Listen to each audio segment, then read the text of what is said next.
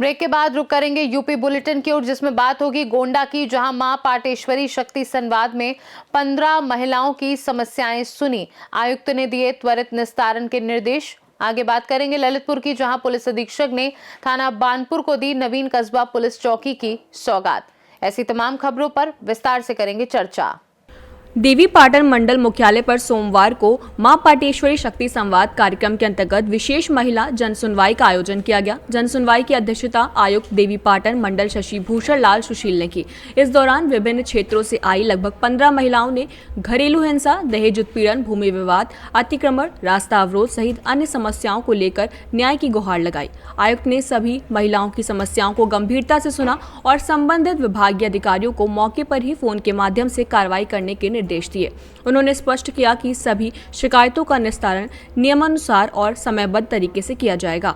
जन सुनवाई के दौरान अपर आयुक्त न्यायिक मीरू राणा और उपायुक्त खाद्य विजय प्रभा भी उपस्थित रहीं। मां पाटेश्वरी शक्ति संवाद का उद्देश्य महिलाओं की समस्याओं को सीधे शीर्ष प्रशासनिक स्तर पर सुनकर त्वरित समाधान सुनिश्चित करना है, जिससे महिलाओं को न्याय और सुरक्षा का भरोसा मिले।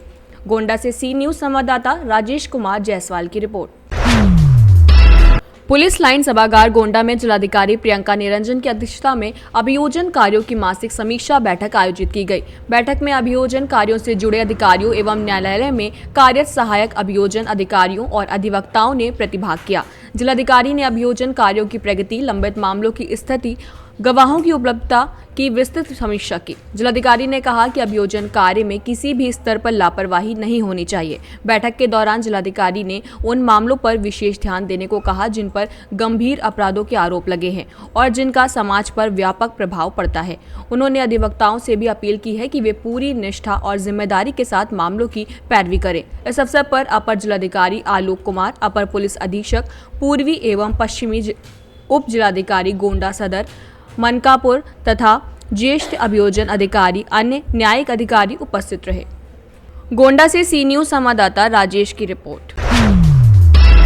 जनपद ललितपुर के कस्बे बानपुर में पुलिस अधीक्षक मोहम्मद मुश्ताक ने थाना बानपुर के मुख्य बाजार में नवनिर्मित कस्बा पुलिस चौकी का वैदिक मंत्रोच्चारण के साथ फीता काटकर उद्घाटन किया और कहा कि पूर्व में 2 चौकियां होने के बावजूद कानून व्यवस्था को और सुदृढ़ करने के लिए कस्बा वासियों की मांग पर प्रशासन को प्रस्ताव भेजकर नई चौकी का निर्माण किया गया है, जिससे लोगों को शिकायत का शीघ्र निस्तारण हो सकेगा। उन्होंने अपराधों के प्रति सख्त रुख अपनाने, बच्चों की गतिविधियों पर नजर रखने, सोशल मीडिया से सतर्क रहने और आत्महत्या जैसे कदम न उठाने की अपील की तथा स्कूली छात्रों को मिशन शक्ति की जानकारी देते हुए पुलिस को मित्र बताया।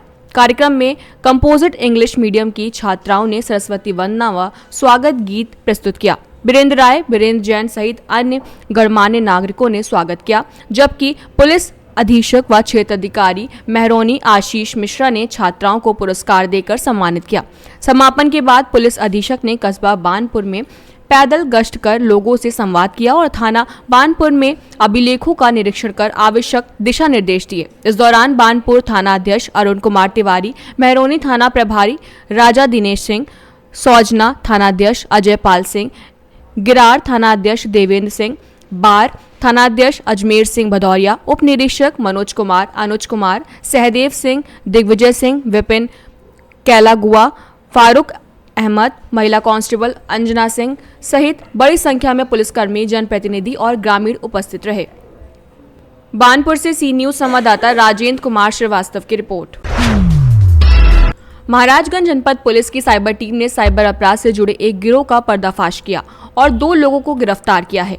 आरोपियों पर आरोप है कि वे आम नागरिकों को सरकारी योजनाओं का लाभ दिलाने के नाम पर अपने झांसे में लेकर उनका बैंक खाता खुलवाते और साइबर ठगी के जरिए उनसे रकम की मांग करते थे। गिरफ्तार आरोपियों के कब्जे से bank passbook, ATM card, chequebook, link, mobile SIM, mobile phone और नकदी बरामद की गई है। पुलिस आरोपियों से गहन पूछताछ कर रही है। पुलिस अधीक्षक ने बताया है कि गिरफ्तार आरोपी गोरखपुर के निवासी हैं।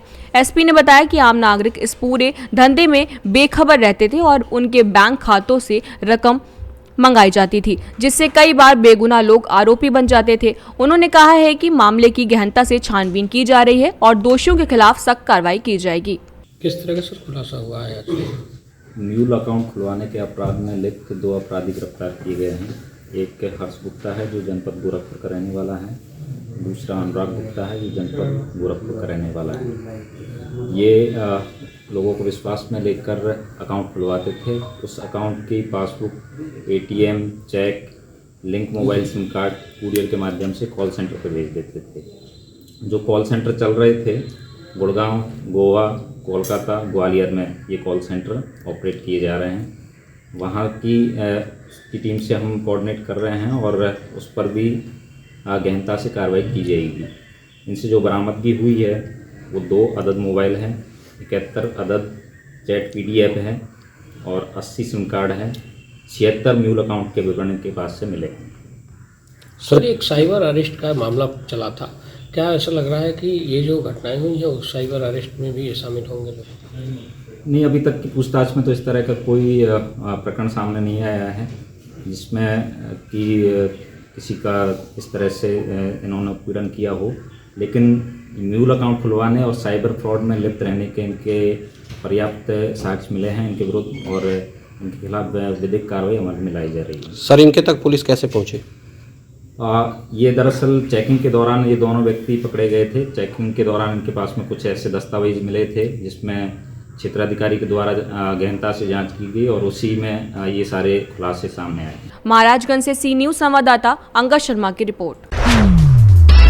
खीरी थाना क्षेत्र के सुजनी ग्राम पंचायत अंतर्गत पचौहा में अज्ञात चोरों ने दीवार काटकर आरके जन सेवा केंद्र में सेंधमारी की। केंद्र संचालक राजेश कुमार कुशवाहा ने शनिवार की शाम केंद्र बंद कर घर चले जाने के बाद रविवार सुबह परिसर खोला तो अंदर सामान बिखरा हुआ था।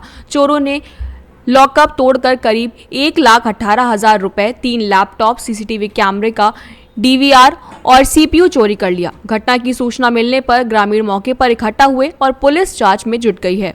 प्रयागराज से सी न्यूज संवाददाता रणधीर सिंह की रिपोर्ट।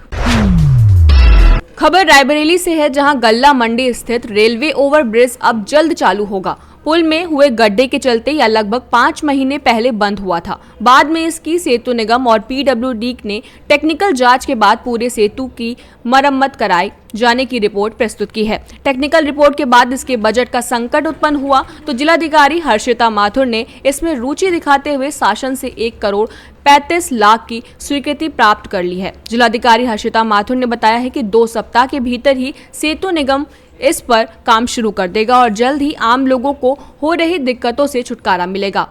आइए जानते हैं इस दौरान और क्या कुछ बताया जिलाधिकारी हर्षिता माथुर ने। मैम, गल्ला मंडी ओवरब्रिज के लिए पैसा रिलीज हुआ है?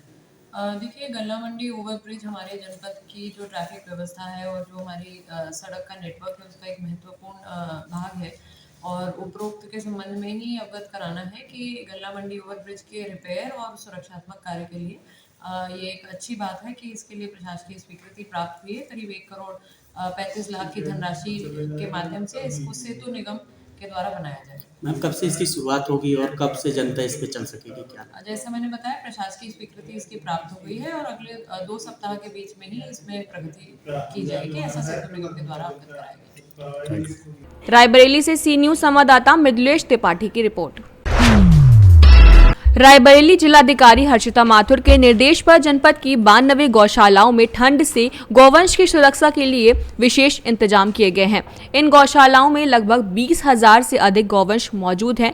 ठंड से निपटने के लिए गौशालाओं को चारों तरफ से पॉलिथीन से ढक दिया गया है ताकि ठंडी हवा अंदर ना जा सके। इसके साथ ही गौशालाओं में अलाव की भी व्यवस्था की गई है ताकि पशुओं को गर्मी मिल सके। जिलाधिकारी ने पशुओं के स्वास्थ्य के लिए डॉक्टरों को भी मौके पर इलाज के लिए निर्देश दिए हैं ताकि किसी भी रोग या चोट की स्थिति में तुरंत सहायता उपलब्ध हो सके। इससे निपटने के लिए गौशालाओं में क्या व्यवस्था की जाएगी? देखिए, जनपद की जितनी भी हमारी गौशालाएं हैं सभी की निरंतर मॉनिटरिंग की जाती है और ठंड के मौसम के लिए विशेष रूप से व्यवस्थाएं की गई हैं। सबसे पहले तो जो टारपोलिन आदि की व्यवस्था है, साथ ही साथ जो चिकित्सीय व्यवस्थाएं हैं, पानी की, चारे की, जो शेड की व्यवस्थाएं हैं, उसमें ठंड के लिए जो उपाय किए जाने हैं, इन सभी चीज़ों के संबंध में हमारे जो नोडल ऑफिसर्स हैं उनके द्वारा विजिट भी की गई है और इसका सत्यापन भी करा लिया गया है। सभी व्यवस्थाओं को सुनिश्चित किया जा रहा है। रायबरेली से सी न्यूज संवाददाता मृदुलेश त्रिपाठी की रिपोर्ट। यूपी बुलेटिन में फिलहाल के लिए इतना ही। बने रहिए सी न्यूज भारत के साथ। हर खबर आपके साथ, आपके हाथ।